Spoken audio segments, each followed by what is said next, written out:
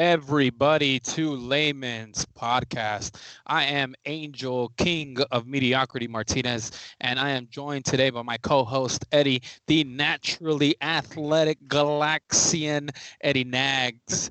Eddie, how you doing today, bud? I'm doing all right, man. Super excited. I have high expectations for today's today's pod. Podcast, today's podcast. Let's make sure that we get that right. Ladies and Definitely. gentlemen, let us apologize because there was a small hiccup in our schedule. Apparently, we didn't get the memo that we were supposed to be on last week because we were high as fuck. We definitely missed a lot of appointments and fell short on a lot of commitments because of 420. It's been an entire month of 420. Am I to understand that you also have been celebratory all month long? Is all that month correct? long, all month long for the past 13 years. Hey, that's what I'm talking about. Yeah. So today, on today's episode, we're going to cover a lot of our experiences regarding the wonderful cannabis, the wonderful marijuana, the absolutely life-giving force that we have there. And I just can't wait to get into this one because it's been a part of my life for so long. And recently, not as much as before. Things have changed a little in my life, but we'll get into that. But I'm just super excited to be able to talk about something that I have had a good amount of experience in. And I just can't wait. I can't wait to jump into this one. This is going to be awesome. Yeah, let's do it. Let's fucking do it. Yeah, All right, man. go ahead. Cannabis, same as you, man. This wonderful plant has been a part of my life, most of my life actually. I kind of in a way grew up around it. I've had reasons to do it because I just recreational because I wanted to get high, and I also have experiences where I kind of needed it. So yeah, this is gonna be should be a good one. So let me just go ahead and start off by asking. Let's just go through the most general of questions. Yeah. Um, when would you be able to describe to me the first time that you ever experienced marijuana? Now, that is completely up to you how you want to go about answering that question, whether it's just you being around it and actually knowing what was going on, or if you want to talk about the first time you actually experienced it, like because you were trying it, whatever direction you want to take it, you tell me. I just want to know about your first time. Well, I'll give you three. I'll give you three. I'll give you the first time it kind of like popped up in front of Yep. me. I kind of freaked out. I was a young pup, and we had a crazy neighbor. So How young he are we was right now? man 11, 12 maybe. Okay, all right, that's a good barometer. Okay. And then we had a crazy neighbor. Like everyone knew he was crazy, and that fool ended up here at our house for some reason. And like he was talking, and then I walked outside, and he was walking outside, and he dropped a joint, and at that point, the only stigma I knew was just it being bad, and it was Yeah. connected to this crazy. It came out of this crazy neighbor's pocket. I was just kind of like, oh shit, and that's kind of the first time I came across it. Yeah. Okay. Uh, first time first time I tried it. Yeah. I tried it. I won't burn anybody. I burned myself. So I was at somebody's house. I was maybe about 14, Okay. and I smoked it out of a bong. I believe was the first time, and Nice. I wasn't sure if it hit me. I was chilling. I was looking at the candles, and I felt like the candles were moving like to the music. And I remember Nas was playing. Like I'll never forget that. One mic was playing, and I felt like the flames were moving to it, but I was like, nah, maybe not. I went home and just kind of yeah. I Like, wasn't uh, yeah. I wasn't sure. yeah, yeah. And then so I got called a nerd online. I got nervous. It's all right, dude. No worries. The first time I felt it was at a friend's house, dude. We bought like this. I wish there was people here watching this that were there because I still talk to some of these people. Um, we had like this crazy looking bong that had like all these like plastic tubes, like four plastic like tubes coming out, where each person like a hookah kind of, but it was for her. Oh, dude, I've been there. I've been there. Yeah. Shout out to the homie Ricky. Shout out to the home. Here's this because he knows what I'm talking about. Yeah, so we all smoke it. We're like on the floor. It's on a coffee table. We have our knees on like these pillows, and I remember kind of He like said getting it's on a all coffee table. yeah. So I remember just like kind of feeling tingly, almost as I was like slipping off the pillow that I was kneeling on. Half Baked was playing. We were quoting it and just laughing, dude. Like, yeah. And then we kept making like those little fucking pizza bites and shit. And That's good. yeah, that's my first time ever actually feeling it. That I remember. For You know. sure. So I've got a couple first time stories as well. And uh, all I was in a band when I was in high school. Shout out to all my buddies. Shout out to my friend Griselda at the time, who was the coordinator for our high school that put together what was called a coffee night at an auditorium right there in Southgate Park. So right in the basketball courts at Southgate Park. Sure. They had a cool concert that they did for all the high school kids, and all the high school bands got to play. There was metal bands, ska bands, punk bands, like everybody got to play, and it was pretty awesome. But anyway, after we wrapped up, we all decided to go over to a friend's house. And here's the crazy part about this story is that this actually happened two doors down from where you stay. Two doors down from where you stayed was the first time that it ever happened. I was 16, 17 in high school, and we were at this after party, so to speak. You can't get into too much trouble when you're like 17 years old. There's only one person that can really get you beer, and they can only get so much. So there really wasn't much that we could do about that. But anyway, I'm there, and everybody was really excited about these muffins. People were having these muffins, and I was like, dude, I want a fucking muffin, right? And they're like, oh yeah, dude, have a muffin. So here I go, right? I get a muffin, and immediately I know something's up. I can see it. I can taste it. Um, Probably the driest fucking muffin that I've ever had in my fucking life. Like the driest ever. Like it was terrible. It tasted awful, and and this will just go to show you how novice my friends were at that time, is that there was still stems in the muffin, because what they had done was just put weed in the batter and just baked it, and Oh that my god. was just a rookie ass move. Not only did they use really shitty weed, but they left it inside of the batter. So the taste was absolutely awful. It was no bueno, no bueno. But I digress. I tried it anyway. They were small, so I figured, okay, I'll have one, maybe two, and I did. One of my friends came in and was like, "Angel, wait, you know those are, those are filled with bud, right?" I immediately start having a panic attack. I'm like, "Get the fuck out of here! Are you serious? My dad's gonna fucking kill me!" And I just went, like, I put on a show for my one friend, and shout out Ivan. Shout out Ivan, because he was the most worried for me in that entire scenario. And yeah, so eventually, I came clean. I told them, I was like, dude, I know what's up. I know what I'm doing. But there was a couple of my friends who had taken them, and they said, hey, dude, you know what? We're actually going to get out of here. We're going to go. And that was my ride. So I'm like, all right, I guess I got to go. I was there, after I'd eaten them for maybe about a half an hour or so. I want to say about a half an hour or so. Nothing really happened. So I was like, all right, let's get it. Let's go. Um, my friend who had driven was like, hey, can you give these guys a ride? Like, can you drive them for me in my car? I'm kind of high. And I was like, oh, yeah, no problem. Easy money. Here we go. So I drive those guys home. He's like, all right, you're the last one left. Can you just drive yourself home? I'll take it from there. I said, absolutely. So I drive myself home. He takes off. I get inside my room.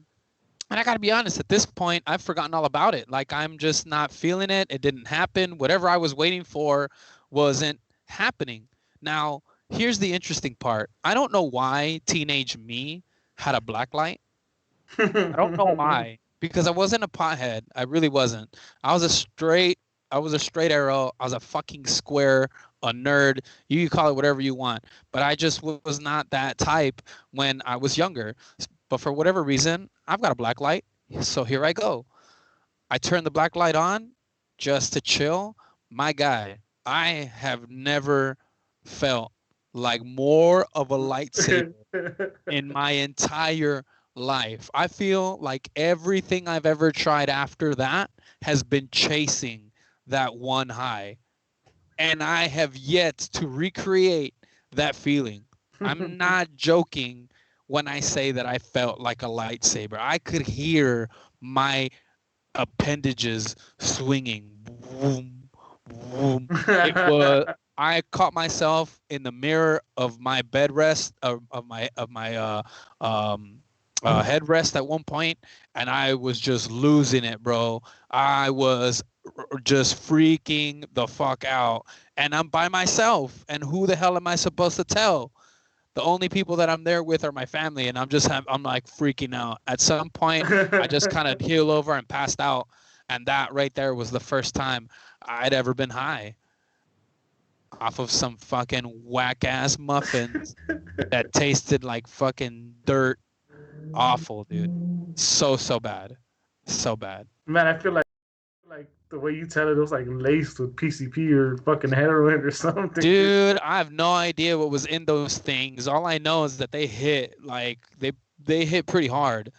And so the following day, I'm sitting there and I'm just I'm dead ass asleep like for hours. Like I don't think I got up from my bed until like 2:00 in the afternoon. My dad comes in and he's like, "Are you all right?" And I was like, "Yeah, I'm good."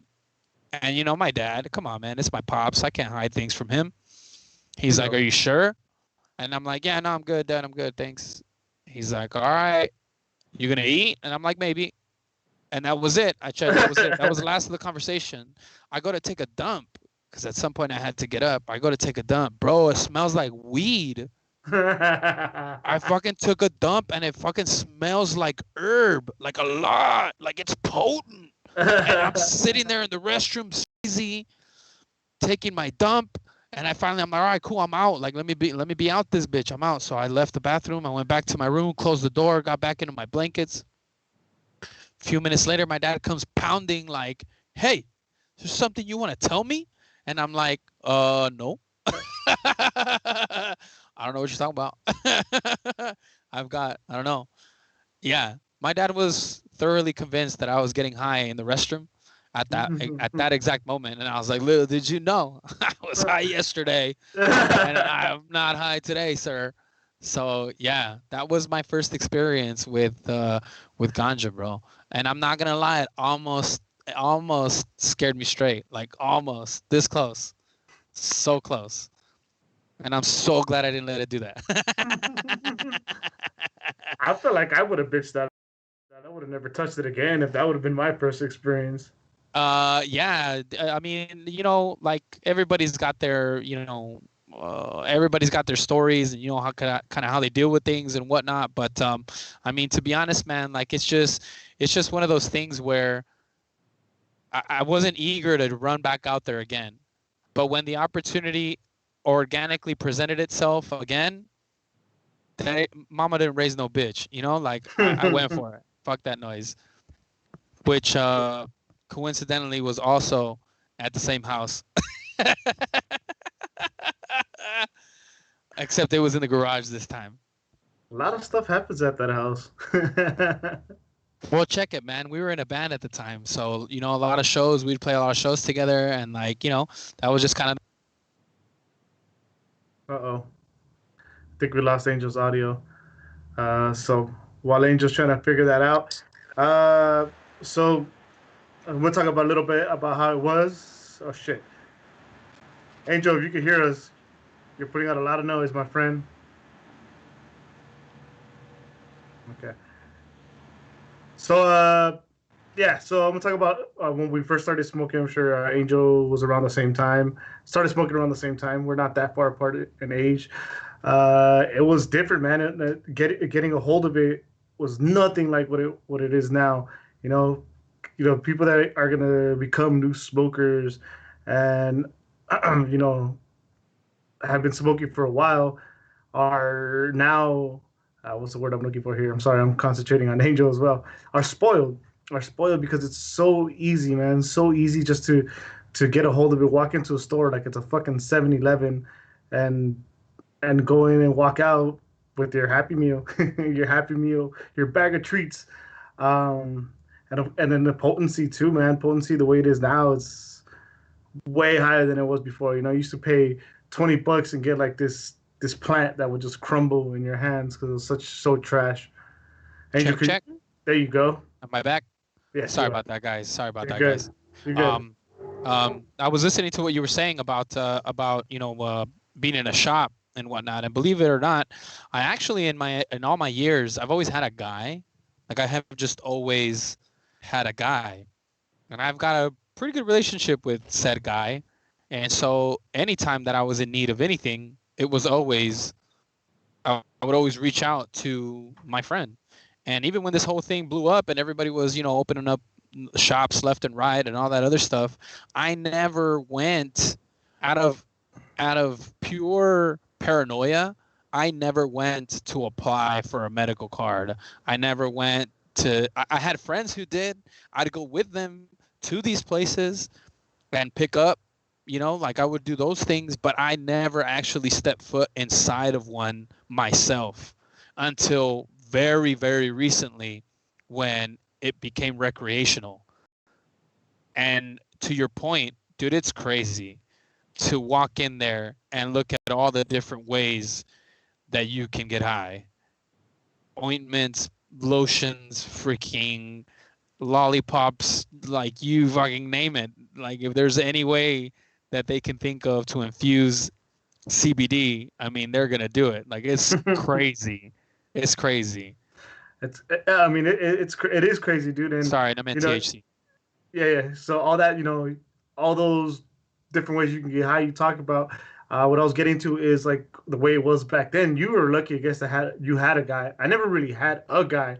I had to hit up somebody like, hey, who's holding? Who's on deck? Yeah.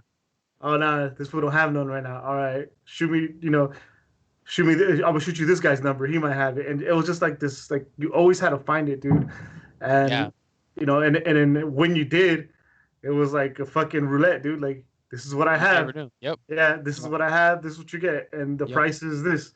I'm like, fuck it, And now compared to a store where you just have choices amongst choices, this one does this, this one cures blindness, it just have glaucoma. Here you go. Yeah, it's pretty crazy, and then the risk factor too. You gotta think about that. It was still illegal then. Here I am walking with money. Whether I'm walking into somebody's car or somebody's place, we get busted there. Yep. Yeah. So for me, man, like I had actually gotten myself into a place at some point in my youth where, I was in trouble. And I was desperate, and I probably did things that I should, but I dabbled a little bit, and at some point I can say that I was the guy. I wasn't a very good guy. I could say that most guys that you reach out to like that are pretty unreliable, and you're pretty much working on their schedule. Right. They could tell you that they'll be there in 20 minutes, and you might be waiting 2 hours. Like that's just the gamble. And if you don't like it, you can go somewhere else. But good luck going somewhere else because this is the only guy that's on deck right now. Exactly. That's just how it was. But and to the point that you made earlier about this is what I have, like it or not. I mean, that's what it was when I had a guy too.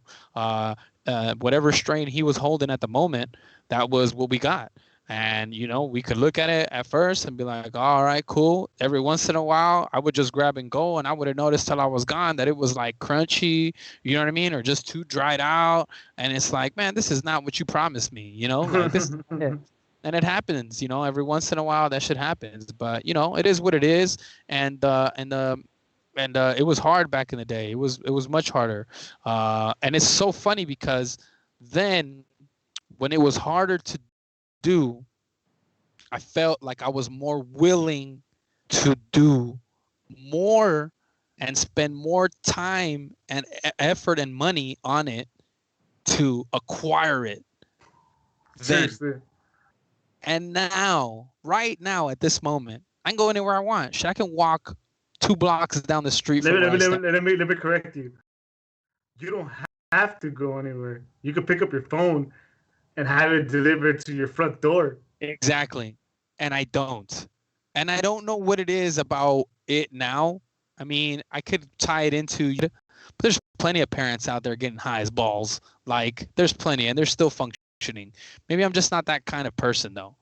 I don't know. Let me ask you a question. Have you ever been able to function high, like, say, at work? See, that's the thing for me is I come from a world of bartending, right? I used to sling drinks for many, many years. Probably one of the most social job that I know of. If you're a good bartender. If not, if you're a shit bartender, all you do is sling drinks, and that's lame. Right. But if you're a good bartender, it's the most social job there is. Because, I mean, you get to control people's good time, bro. You get to decide who's going to have a good time and who doesn't by how strong you make their drinks, right?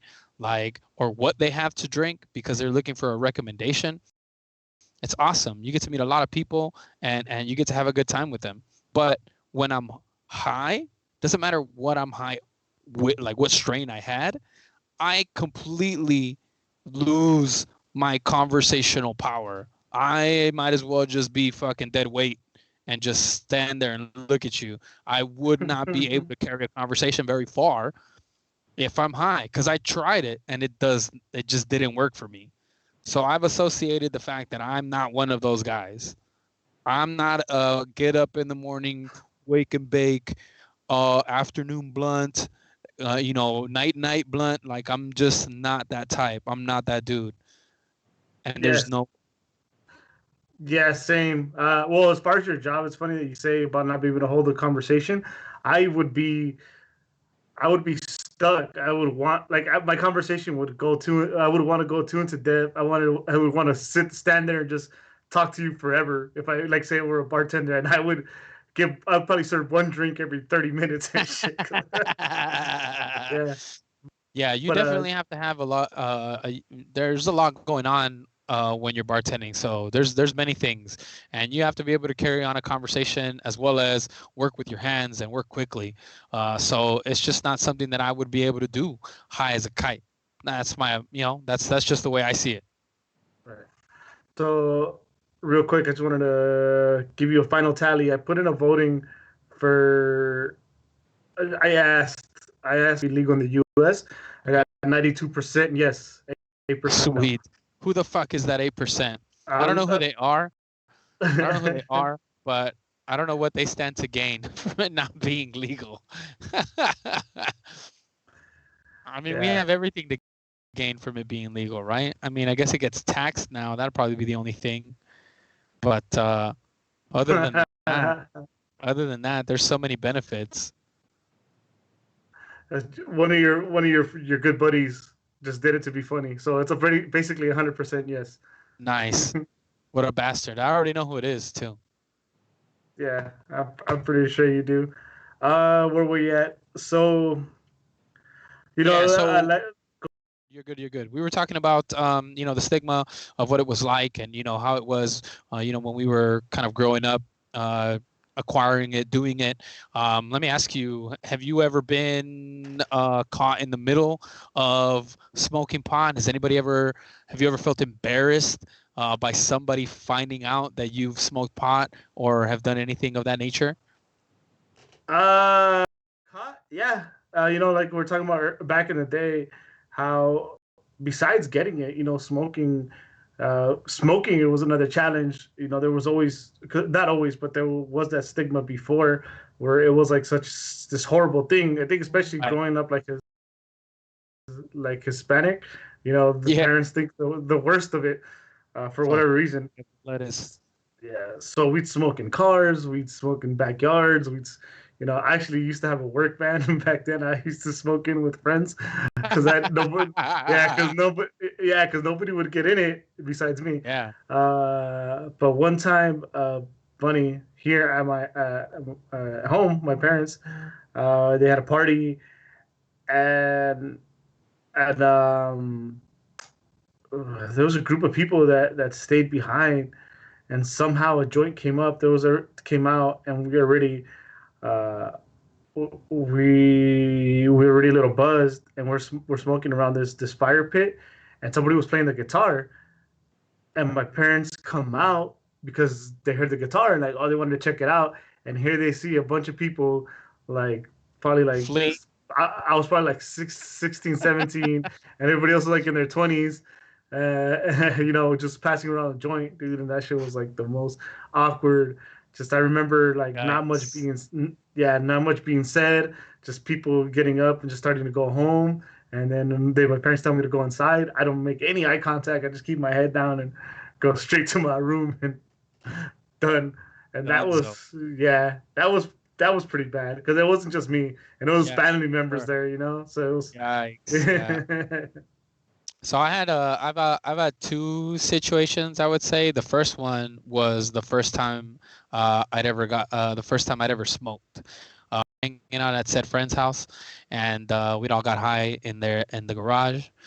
I ended up actually killing an entire box of Honey Nut Cheerios without realizing it because I got so stuck on whatever it was we were watching. I think we were watching like, old videos of like a high school talent show that we had all been in. Nice. And I legitimately killed an entire box of Honey Nut Cheerios, dry as fuck, just eating it like chips, like the whole thing.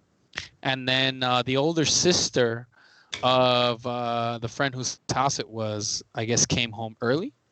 Wasn't expected to be home until the next day, but ended up showing up a day early and kicked everyone the fuck out.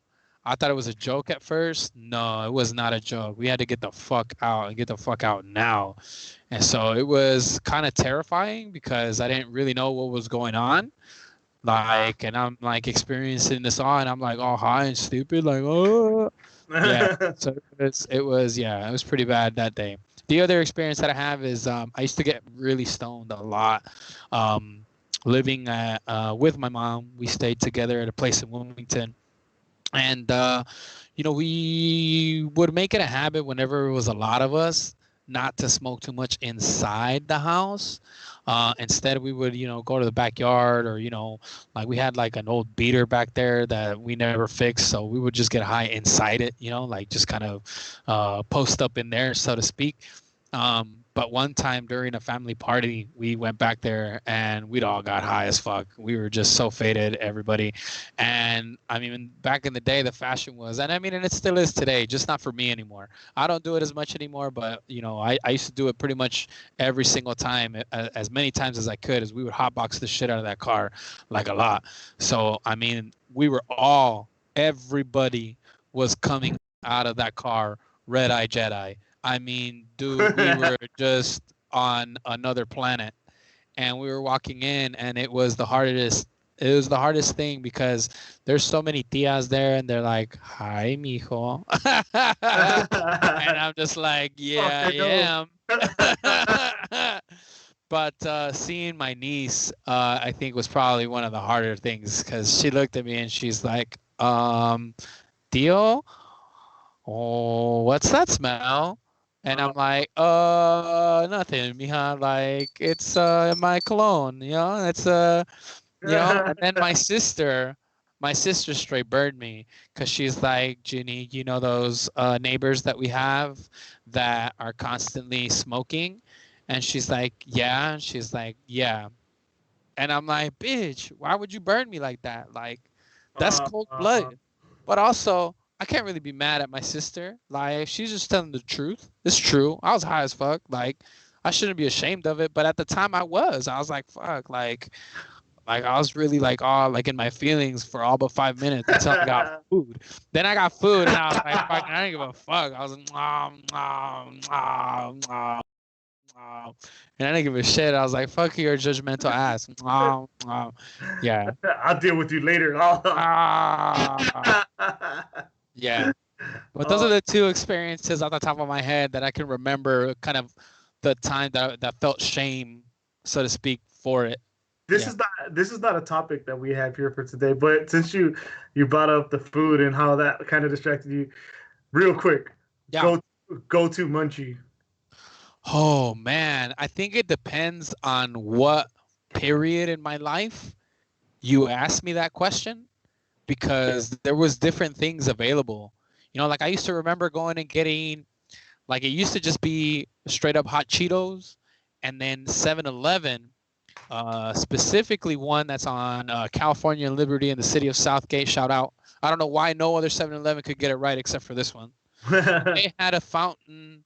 They had a fountain drink dispenser, right? A soda machine, and on that soda machine you could pick flavors: lemon, vanilla, cherry.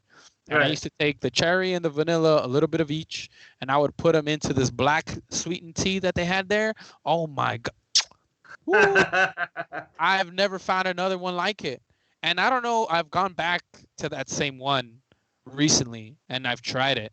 And it's just not the same. It just doesn't hit the same. It doesn't. It's changed. It's different. Everything is different. So back in that day, it was that. I'll always say that to drink, definitely need some kind of tea because I love that. I love those Arizona green teas. That sweet tea, that Georgia sweet tea. Ooh, woo! That green tea rose. Woo! I love those. I love those, especially when they legit sell them for 99 cents. If they don't sell them for 99 cents, they're clowns. But Um, but yeah, man, that and then chips changed, dude. So it was originally Cheetos. Then I did Cheetos with lime because they introduced those, and I'm like, oh, these are fire. And then I found Takis, and I haven't looked back since. Those Takis Fuego, that's where it's at. Oh, how could I forget? How could I forget the $2 Astro? What are those Cheeto puffs oh, that I they haven't sell at had them. 7-Eleven? I know what you're What are you talking talking about. about? You haven't had them. I haven't You're had the them. one that introduced me to them. No. Yeah, Actually, the ones yeah. that come No, in no, that no, soup. no, no, no, no, no. It's just a big ass bag of Yes. hot. Hot fries. There you go. No, Yeah. not fries. They're not fries. They were Oh, little. yeah. I do. Yeah, those were bomb. They were terrible for you. Digesting those was fucking awful, but they're bomb as fuck, dude. They were bomb. They were bomb. Yeah. How about you? Oh, easy for me, man. Ice cream. Ice cream is top. Really? Hell yeah, ice cream. One of Any my. particular kind? You know what? I used to have this habit of when I would smoke with me and a couple friends. I have a donut shop walking distance, so one Oh, way to nice. smoke is roll it up, walk to the donut shop, and Yeah. dude, you get a cup, you get some pistachio and maybe some butter pecan, and then you get some donut holes, and just dump in. Nice. And just mix it all up. Oh, that was. So I actually used to go to that donut shop pretty often.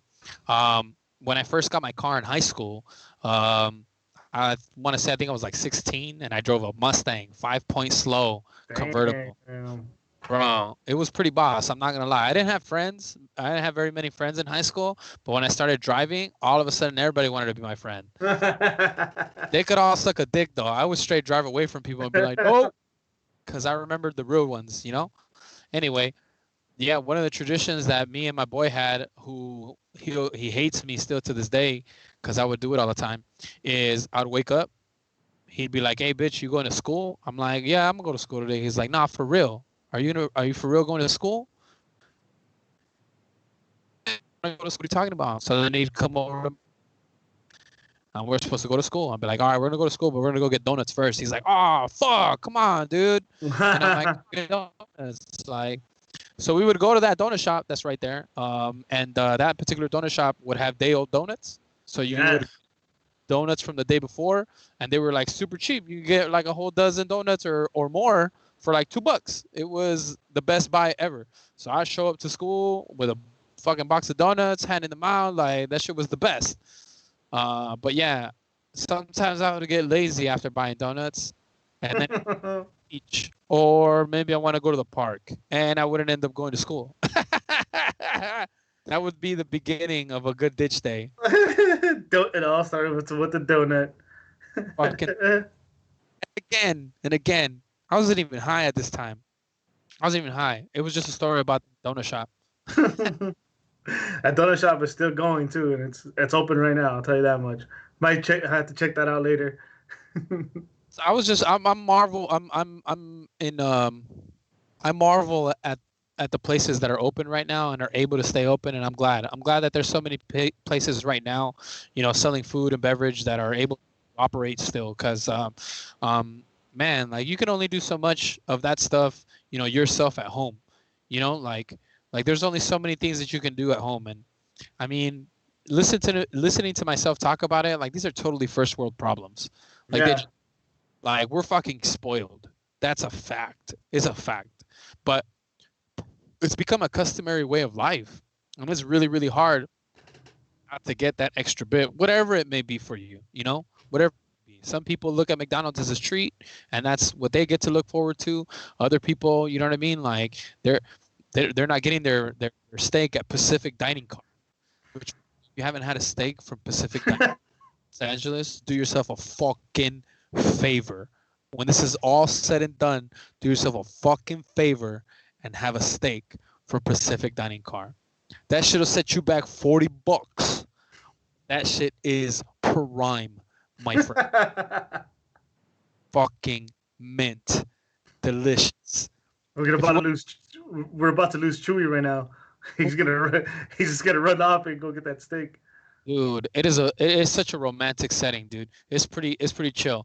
Funny story about that is that my buddy Chio, shout out Chio, she took me out there after we had celebrated a friend's birthday just because we were hungry, and she's like, oh, I don't want the typical Denny's or Norm's, like let's go somewhere different. And I'm like, okay. So I jumped on and we got there, and the entire time we're sitting there talking to one another, and I'm like, hey bitch, this is fucking romantic. Like, what the dude, I know, like, my bad, I didn't know it was gonna be like that, like, and the whole time we're just kind of joking about it. And this place is fancy, bro.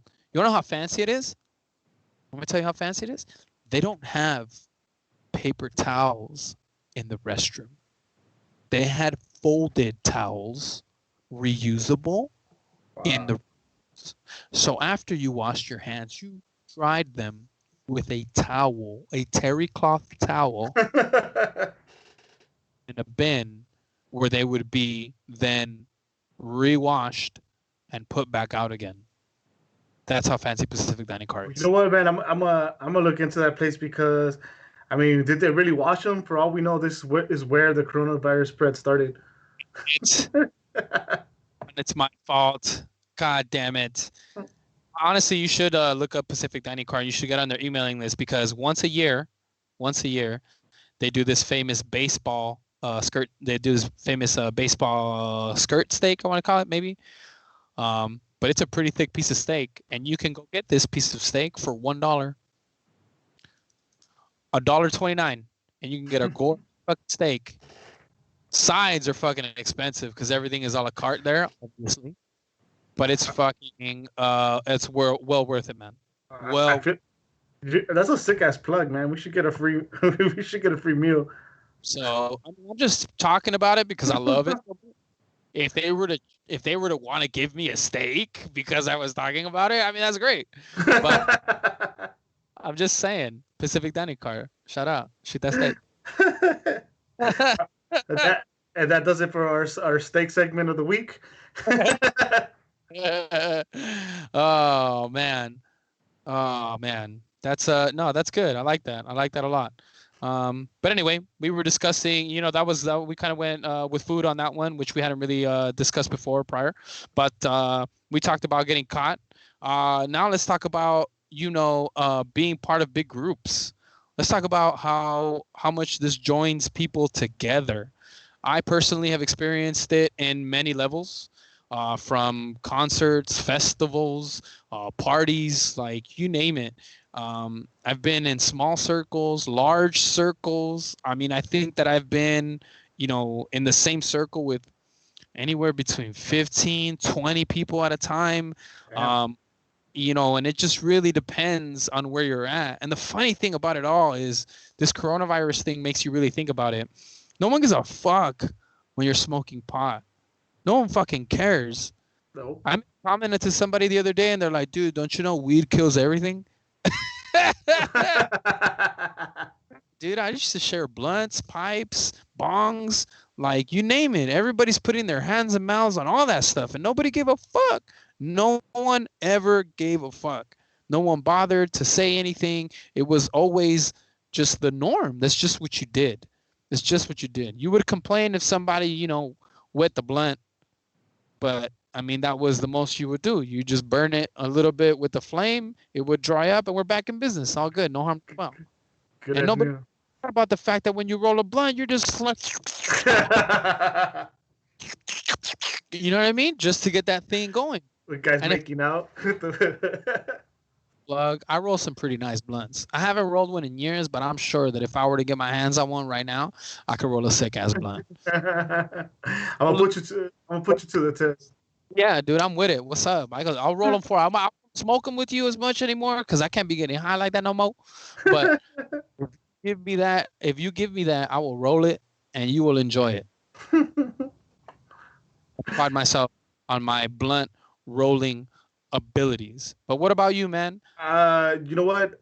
Not until recently did I have more friends that smoked. Growing up, I think it was maybe just a handful. I want to say 4 or 5 people that like smoked that I knew that smoked, but we weren't exactly living close and stuff. So at the most part, I would smoke with 2 or 3 people. But um, I think I think just like those because you mentioned like festivals. I think like those are the times that I smoke with the most people. Like staying in the houses with a lot of people. We just chill in the backyard, Yeah, maybe 10, 15 people. That's about the biggest thing. And I never really put any thought into what you said about people not caring. Like everything goes out the window. You know what? It's herb. Fuck it. You're in the middle of a big flare up. Shit's fucking alive, moving on your lip, and people are like, "Fuck it, pass it." get me wrong, man. There were certain people that I wouldn't smoke with for sure because I knew enough about them, and I'd be like, "Nah, I'm good, dude. I'm faded." You haven't even hit it, fool. But No, I smoked before I came. second Like hand. straight up. Yeah, there was definitely some people that I wouldn't fuck with, like in that realm, in that world. And there was also certain people that I wouldn't fuck with because of what they had. Y'all had some shitty weed, like some pretty whack ass weed. But no, I would say to that question, right back to the point of how big the circle's ever been for festivals, for sure, dude. Festivals, multiple blunts, multiple pipes, multiple everything, and then all kind of rotating all at once. And I mean, we experienced this at Coachella, you and I, when we were there camping with friends. Is that we're all smoking out, and blunts are just catching up to you. Sometimes you just let one go, and the other one's coming, right? Forgot about that. It is. Like I'm on vacation, bro. I don't have to think in it. And it was what it was. I was just I was vacation mode. But yeah, I will say though that that in some of those party circles, and in some of those big circles, there's always somebody that has a party foul. There's always somebody that drops the blunt and loses it. There's always somebody that tries to throw the ash on the end of the blunt and just completely blows it dead, and the cherry just falls straight to the ground. Um, there's just always somebody that commits some sort of crime in the smoking world. And I want to know, Eddie, is there any crime that you have ever committed that you are willing to admit to? I didn't. I actually honestly could say I've never committed like a major party foul that I can think of. Maybe I've let the blunt turn off. That's as bad as it gets. But I have. Oh my god, the funniest, most frustrating experience.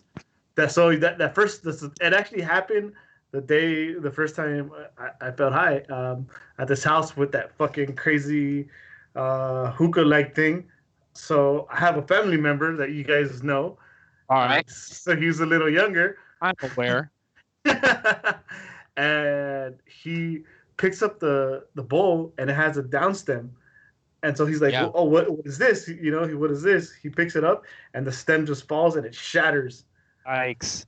We hadn't even started yet, and this, Oh and yeah, yeah, and there was multiple people in the house that were gonna try it for the first time.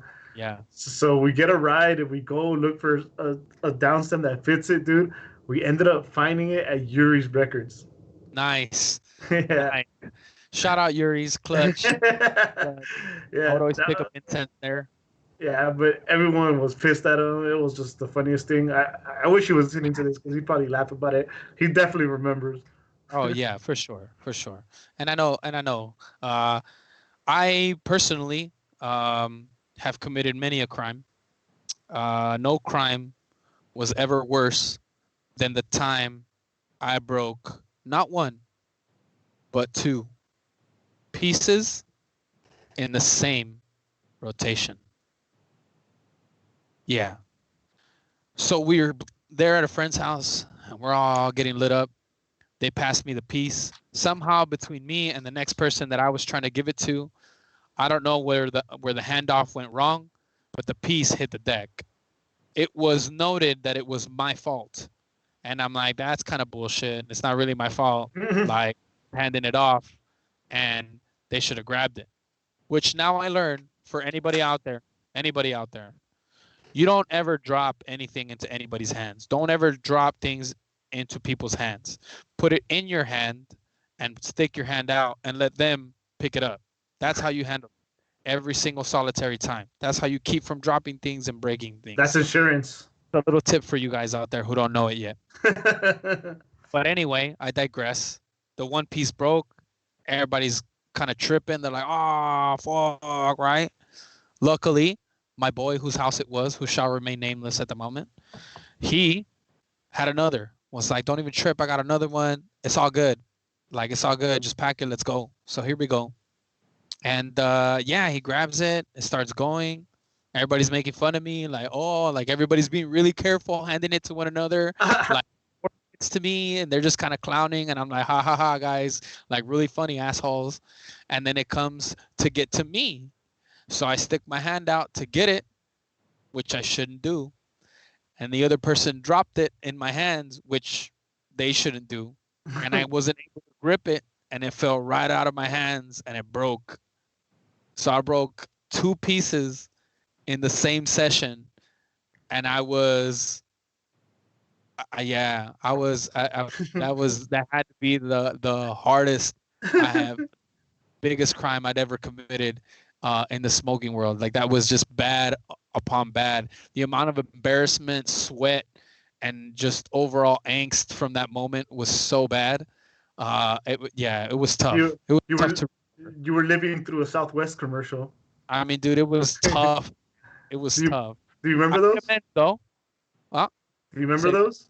what? Those Southwest commercials? Mm, I don't recall actually. I can't say that I do. So they would do something embarrassing and they would go, "Want to get away?" Oh yeah. Oh yeah. So you were Yeah, having yeah. your Southwest moment right there. Oh, for sure, dude. I was hoping to have a Mentos moment, where I could figure it out, like come out with an apple and just like Mentos freshness. Anyway, yeah, so needless to say, that was kind of a bummer in that party, and I kind of brought everybody's vibe down. Luckily, my buddy forgave me, and I was able to go buy him, something else to replace the two that I had busted up. I bought him a real nice one, so he forgave me for that. But yeah, that was definitely a party foul for sure. But another party foul that people commit all the time that don't really realize a lot of times is getting crossfaded. Getting crossfaded. I don't know if you've ever experienced this. I certainly have. I don't have any embarrassing moments, but for those of you who don't know what getting crossfaded means, it's when you've drank and smoked significantly, simultaneously, and completely mind fuck yourself into oblivion. That's what that means. That's what that means there. I might be exaggerating, but that's certainly what it feels like in some occasion. But Eddie, go ahead. I'll go first, man. I don't think I've shared this story with my friends. There was no friends there. This is at a relative's house. Okay. I was maybe 18, so I wasn't that young. I already should have known what's up. So I was drinking and smoking, and I felt it. Like I felt it. Now, people know I like to drink, but even at my worst, at my sloppiest, I hardly throw up when I'm drunk. Okay. I'll throw up the next day, if even that, or just I'll just suffer through a bad hangover. But point is, this particular time I was at this relative's house, and I was feeling just like it was everything was just spinning, dude. So I was like, hey, I'm gonna go to the restroom. So I get up, I go to the restroom, but I'm not using the restroom. I sit down on the toilet just to like get away and try to fucking stop the world from spinning, dude. I end up fucking just looking down and throwing up on my pants. Ooh! Wow! Wow! Wow! Wow! Wow! Wow! That is hilarious, dude. Oh man, yeah, that crossfade is no joke, man. It's That not. CrossFit is no joke. Don't try it. If you're the type of individual that can, overcome that feeling, I mean, more power to you. You are meant to be on this planet for sure. But geez, Coronavirus ain't getting geez, used. for real, bro, for real. I mean, I've learned not to get myself involved that way because it's just it's a recipe for disaster, like as is getting high for me, like there is a there's a disconnect with me and the rest of the planet if I get stoned, right? Like this is what I love about being able to have a cartridge and a pen versus the way it used to be. When I was younger, if I wanted to get high, I'd have to smoke a bowl or I'd have to, roll a joint, roll a blunt, whatever it was. And most of the time, whatever form I chose, I'd have to see it all the way through. If I'm going to start this blunt, I'm going to finish it. I don't know, shit when I'm done. Or if I pack this bowl, I'm going to make sure that this is done by the time I'm done with it, right? And that's just the way things were before. More recently, with cartridges and oils and whatnot, being able to kind of use pens, you get to control that. You're like, you know what? I don't want to be that high. I just want to be a little high right now, just a tad bit, just to cool off the edge. And then as the edge starts coming back, you can take another little hit. No big deal. It's pretty easy and it's awesome to control. Plus, they have some great flavors out there, so it's fucking wild. I love it. But dude, yeah, to be able to get any kind of high and then also drink, I I prefer not to. I'd prefer not to because then I just become a wallflower. I'm nowhere. I mean, I by no stretch of my imagination would I ever consider myself cool, but man, I would be even less than that if I was crossfaded because I'd just be sitting in a corner somewhere, dull as a fucking doorknob, just staring at the floor in awe. No words, no nothing, just straight tripping. Yeah. So no thank you on the crossfaded. I've done it before. Not I'm not game. But those of you that can, big old golf clap just for you. I kind of see it as a waste in a sense too, because if you, I mean, I smoke all the time when I'm like kind of buzzed and stuff. But even then, later, I'm kind of like, man, that's kind of a waste because you're just already. I like the feeling of being sober and smoking my herb. It's like for me, it's like a glass of wine at the end of the night. I like to have my bowl just like that. So when I'm buzzed and I smoke, I'm like, damn, that was a fucking waste because I'm already feeling one thing. Why feel even more intense high and act the fool? Yeah, no, given. Sorry, I was a little distracted with the chat over here, and I realized that it's pretty popping right now. Party of one. Yeah, I love it. Shout out to Bryant lighting up the chat right now. But I do have I have a question for you though. With all the amazing things that are out there right now, is there a favorite strain, maybe a favorite, wax pen or any particular thing that you might favor when it comes to getting high? Is there something that if you could have it all the time, would you?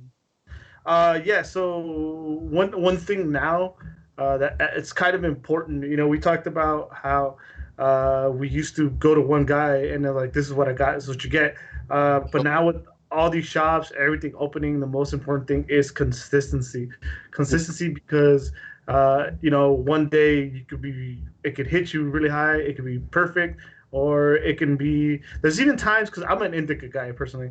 A real quick side story.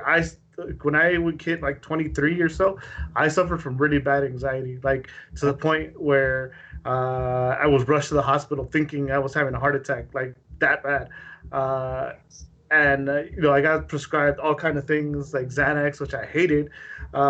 So uh, point is that I'm an indica guy because although I have my anxiety uh, pretty much for the most part under control. By the way, anybody listening, if you suffer from anxiety, I know it's no joke. I'm not trying to make a joke out of it, and I'm always here, man. If anybody wants to hit me up too, because I've kind of found a way to have it under control. Anyways. So yeah, consistency is always important. I like my indicas, and I recently found the shop that now I go to all the time. It's called Deli, and they have a strain I've run into before called Wedding Cake, which is an indica, and it's like middle table, so it's not like Yeah. you're gonna break the bank, and it's also not trash. And for me, that's just perfect. That's good enough for me. If you've tried it, Wedding Cake is actually pretty popular. Then you know exactly what I'm talking about. For sure. How about a shitty strain? Is there something that no matter how many times you've tried, you just can't get into it? Everybody else seems to like it, but you're just not with it.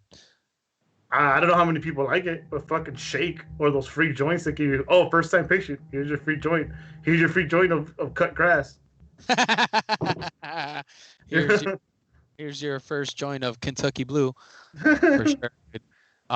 Personally, for me, I've had a lot of shit strains because I started smoking when stress was cool and stress was like affordable. So you talk about sticks and stems, like, you used to have to pick that stuff out of your weed. Yeah. And we're spoiled nowadays. Now we don't have to do that. But way back in the day, there was one particular weed that I remember everybody used to talk about and used to talk it up, and it was chocolate Thai weed.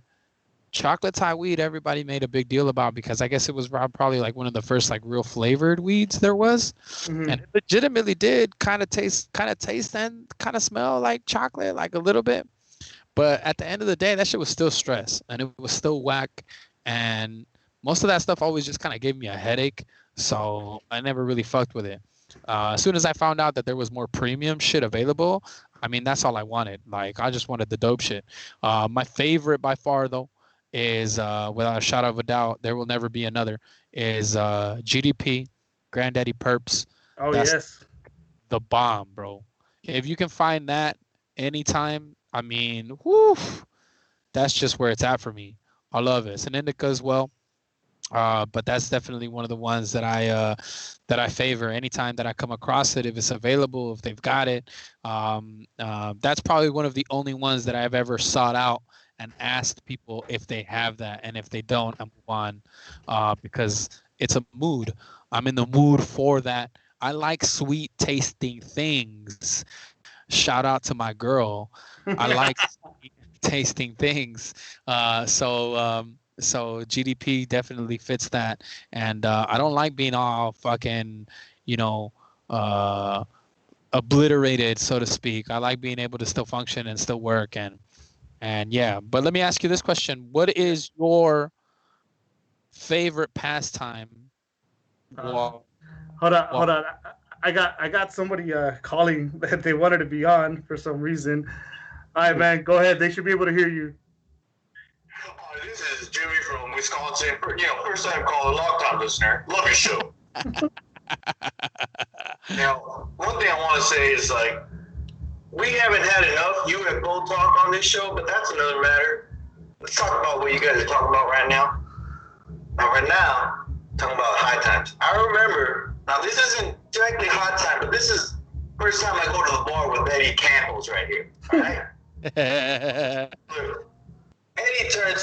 Eddie's birthday is on February. And my birthday is out in July, so that's a good 4-month difference.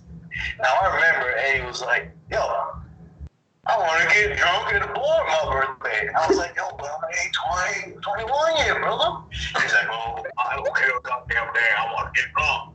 It's like, God damn. What are we going to do then? Then Eddie's brother comes on the wood. He's like, Eddie, you're 21. I understand that you're a big grown man. Let's go get drunk. I'm like, yo, what about Joe right here? What is Joe going to do? What is he going to do? So then they're all like looking at me like, well, you know, Joe, come up with something, dog. You know, we go come out here to this cantina right here. Like, yo, we'll get drunk. I'm like, yeah. Let me fill everybody in. You know, everybody knows that a local cantina that you've been walking by since you were like 9 years old and always like, I have to tell you, hey, don't go in there, son. That what goes in there, you know, you don't even speak on church on Sundays or nothing like that. You know what I'm saying? Well, so our cantina was right in front of Pollo Loco on Tweet. You know, I don't know if y'all can relate. No, I know exactly where that is. Right next to San Miguel Elementary.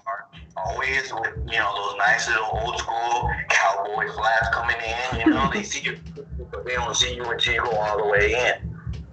So we're like, we need to go to that bar. I was like, well, what? Fucking A, huh? I ain't fucking 21. How are we gonna do this? So we put our heads together. I was like, look, Joe, we come up with this plan. Joe, as soon as we come on in there, Eddie and Eddie's brother Vic, we're gonna go straight to the bar. I'm gonna order 3 beers. What you're gonna do is you're gonna go straight to the bathroom right now. I'm like, oh, okay now. I'm gonna go straight to the bar because they card your 2 asses, and that means that I'm already guilty by association, and that means I'm 21 already. I guess. Did it work though? We go ready, like fucking the Dallas Cowboys. Don't get me started on that. We got go Super Bowl right now. But hold on, that's another story. Save that for later. Oh goddamn! So we go down, walking down Tweety.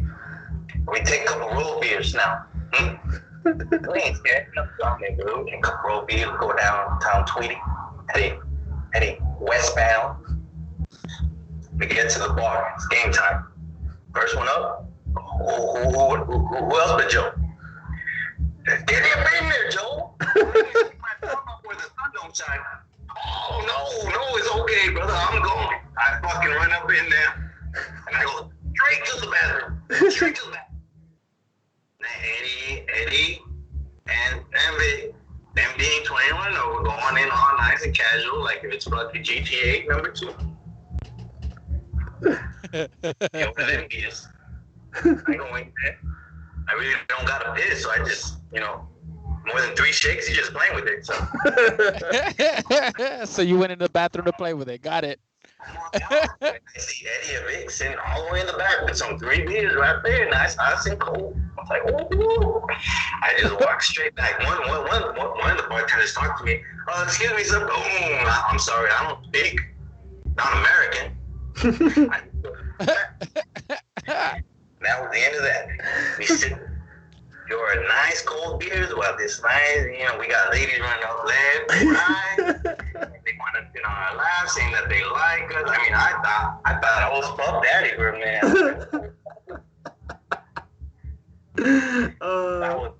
That was a great old time. That was a gay old time. Hey, I appreciate it, man. Hey, I'll hit you up after this, dude. We're gonna wrap it up pretty soon. Coronavirus is real. Stay safe. And watch out for them UFOs, guys. Stay safe. Right? Always. Stay safe. All right, brother. Goodbye.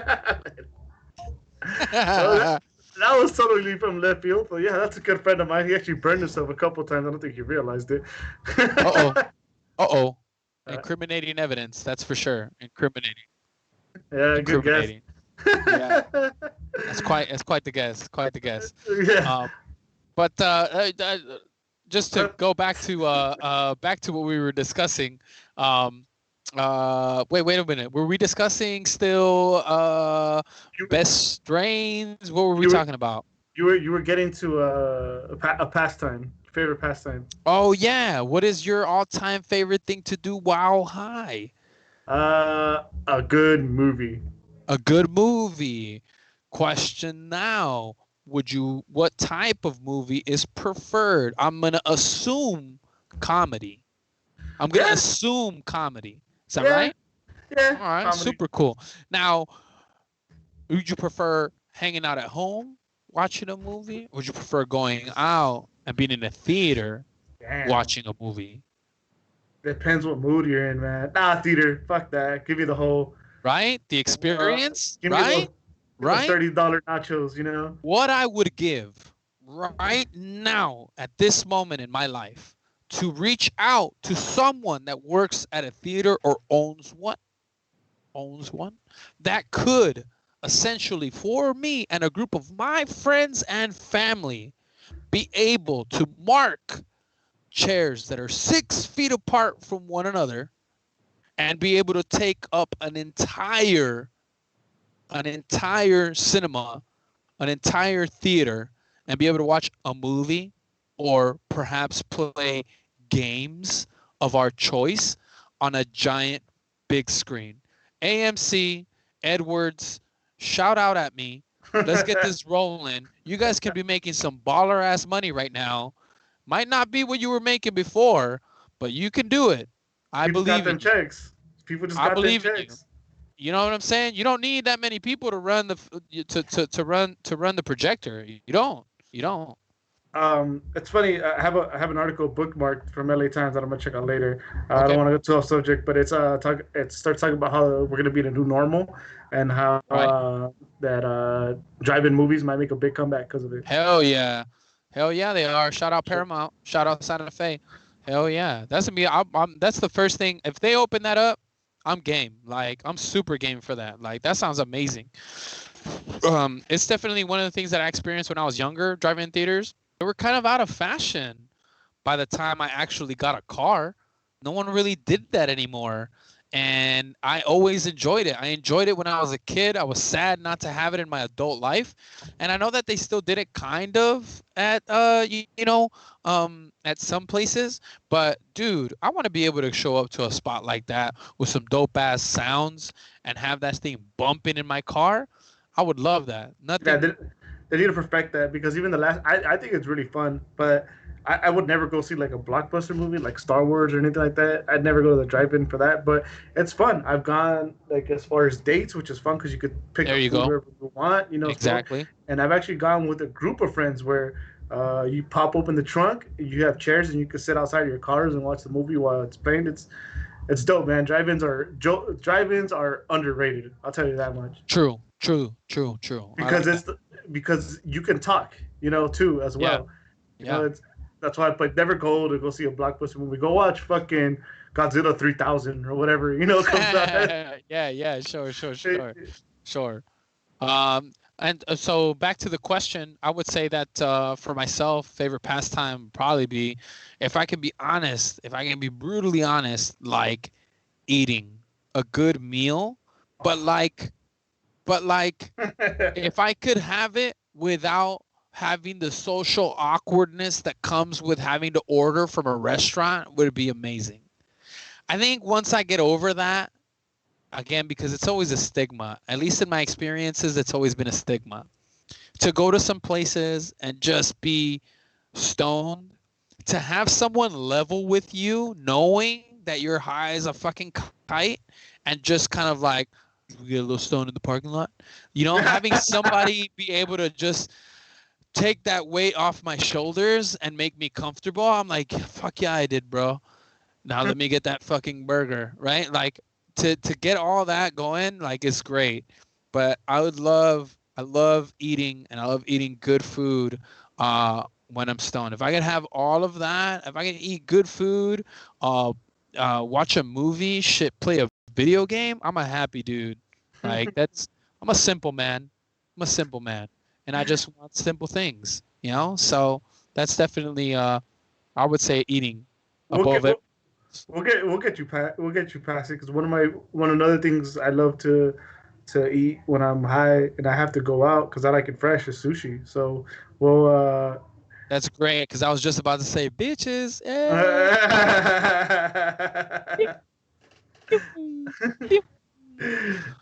Yeah, sushi's amazing though. That's I admit. So shout out. I used to go to this place, Hiyashi, I think it was called, in the city of Carson, and it was amazing because I used to sit at the sushi bar, and I loved it there because the guy would get drunk with you, and it was amazing. But no experience has ever topped that of going to raw sushi, RA sushi, raw sushi. I used to go there when I was a bartender. I used to bartend at BJ's, and there was a raw sushi down the way from there. And at raw sushi was amazing because I bartended, a lot of the chefs from raw would come to BJ's after they'd closed, and I'd get them fucked up. I would get them. I'd be like, here you go. I bought this beer for you. Here, I bought this beer for you. You look like you needed a beer and a shot. Here you go. Right? Like, I'd get those fools fucked up, and they loved me for it. So, in turn, when I would go over to Raw, dude, they'd be like, go sit at the sushi bar. I'm like, well, no, I was trying to get a table. They're like, nah, bro, go sit at the sushi bar. I'm like, all right. So I would go sit at the sushi bar, and I shit you not, dude. I'd be sitting there, and wave after wave after wave of random shit I've never heard of, shit that I've never seen before, shit that was so expensive I would never fucking order because I'm not gonna fucking pay $20 for a small piece of tuna. I'm just not gonna do it. I'm not. But let me tell you, if you have never had tuna belly, what they call toro, tuna belly, bro, it's the most buttery piece of fucking tuna you will ever have in your life. Even with no sauce of any kind whatsoever, you bite into that thing and it leaves like a film of like butter in your fucking mouth, and it's the best, bro. It's so good. But yes, I'm down for a sushi date. Yeah, we'll figure that out. For right now, that's torture. Everything you just did to me right now, that was torture. All right. Sorry. Nothing but tease you, and I'm sorry about that. I'm not sorry for anything I've done or anything I've said in this episode. But let's ask a question. Yeah. I've talked a lot about, kind of where life has been and, what we've done in the past and how it was growing up. What's the stigma like now, do you think? What do you think it is in the current climate now that it's so accessible, now that it's just, everyday life? Because let's be honest, drinking is socially acceptable. There is a certain amount of drinking that becomes excessive and, kind of a problem. And I don't know what the barometer of that is. As long as you're not harming other people, I think you're okay. Everybody should be able to do what they want as long as they're not harming other people or themselves. If any of that stuff is driving you to do that, seek help. If you need a shoulder to cry on, I'm here. I'm not a professional, but I'm here. If you need to vent in any way, shape, or form, I know Eddie's an open door as well. So please shout out. Let us know here at Layman. We'll try to put you through to someone professional who can help you out with those issues. But really, really, do the best you can not to let those vices take control. You are better than that. You are stronger than that. Don't do it. But I digress. Back to the point. What is the stigma like nowadays out there in regards to just being high, being there and being old? What's it like? I think it's been a little more accepted. I would argue that drinking is way worse, but I think there's just so much with it that makes it seem worse. Like you see somebody rolling a blunt, it's like it's just it's not a normal everyday thing, I guess, compared to someone drinking a beer. The smell is like such a pungent smell that I think that is one of the things that's going to keep that stigma alive for a very long time. It might sound ridiculous, but I think that smell has a lot to do with it because it is unique. It is strong, unless you smoking some fucking boo-boo, then that's different.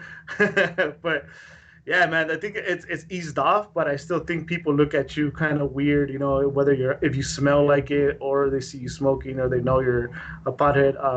If they're not, if they haven't done it or they don't do it, it's not gone. I think it's a lot better. Uh, they don't think you're the devil, but there's still a little bit of judgment. I think, because it's the way we grew up and the way it was put in our heads. It still resonates in some people's heads as such an evil thing. Yeah, I don't think that that's ever gonna go away. To be honest with you, no matter how much we try to normalize it, I just don't think that for certain people who don't. Sorry about that. I agree with you. I think that it's never going to change, and I think that no matter how much we try to normalize it, I don't think that people will ever look at it the way that they do, alcohol, so to speak, because especially for people who've never tried it, that's one of the biggest things is experience. Everybody drinks at some point in their life. Everybody does. And most people who have gone sober from it is because they went so far in that they had to back out. I know very few. I know a couple. Don't get me wrong. I know a couple. But I know very few people who have never, ever, ever in their entire lives touched alcohol and just remained straight edge for the rest of their life. But I don't know. And so those people, they're few and far between. So they're an anomaly, right? But most people usually try things, decide they don't like it, and then that's how they make their decision. But with pot, most people are kind of scared to try it. They don't even want to go there. Right. In my experience, like my mom said that she took one hit.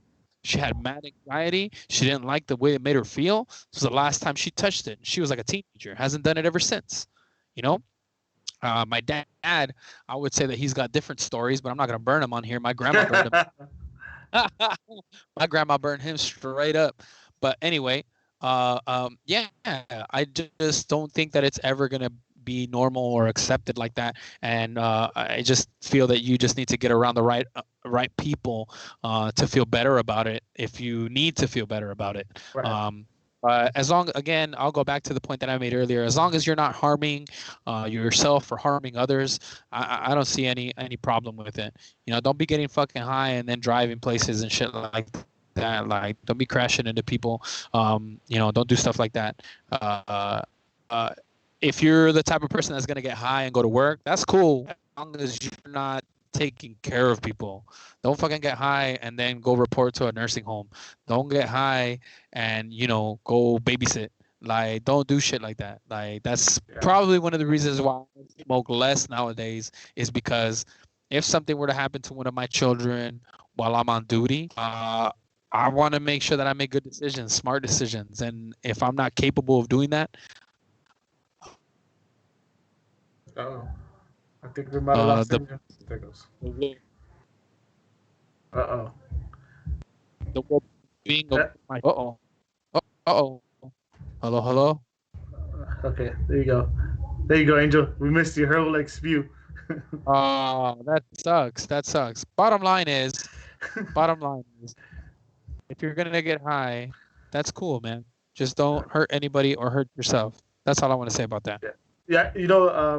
The stigma, though, even though it might not go away, it has to change, I think, drastically with the next generation, because you have kids, they're going to be exposed to it a lot more than we were. Just the green crosses alone, you see in all these buildings, and they're going to get curious and find out what it is. My brother's kids, always around it, and they put it, they kind of put it out already as a normal thing, and this is what grown-ups do, so there's going to be this large circle of people that are just going to be used to it, and to them it's going to be just like having a beer. My dad, growing up, you're going to say, like, my dad would smoke a joint instead of my dad having a beer. My dad used to get up and just smoke a joint here and there. So even though the stigma, I still don't think it will ever completely go away for the reasons I gave. I think there'll be a lot more acceptable come the next generation. Agreed. Maybe it will change. Who knows? maybe I'm just stuck in a mindset of old, and I just don't see it progressing in that fashion. But you might be right, because I do have to take into consideration that one of my nephews right now, like actually I should say my nephew, he's my only nephew. My nephew right now, he's fresh 18, kids getting high in class and fucking like that dude is just a walking cloud of smoke. That's what he is, and he's just constantly being sown like that. And I remember being that way back in my day, so I can't judge. I just can't judge. And you're right. He was. It's definitely now. It's more accessible now, and hopefully, I mean, we'll see. We'll see if it changes the world for the better or for the worse. I mean, you never know. But that being said, I think we've reached the end of our hour here, or just over an hour here. I think we've had a good chat. We've had a good dialogue today. If anybody out there would like to chime in, anybody's got some questions, comments, concerns, suggestions for us to be able to use for our next podcast, please feel free to shout them out over at Eddie. Eddie, where can they find you? Or you can find me at Eddie Nags on Twitter or Instagram, but you can also follow Layman's Word on Instagram, and you can shoot us any suggestions you may have there. Shout out. You can find me on Instagram at Deep Sleep Daydreamer. You can find me at Twitter at Deep Sleep Daydreamer as well, though I had to spell it a little funny because they only allowed me a certain amount of characters. I really got to figure that out. But thank you very much for everyone that joined us. Thank you for everyone that stuck around. Thank you, Chewy, for producing us and making sure that we're super duper producer, Chewy. Super Chewy. Thank you very much, everybody, for coming out. We'll hope to catch you on the next one. And I hope everybody stays safe. And for those of you that are going to continue smoking your blunts, be careful out there, okay? Don't get high and drive. Just don't get high and drive. Just stay home. Yeah, there you go. Just stay home. Yeah, so we're out of here, guys. Thank you, everyone. We're gonna be all right.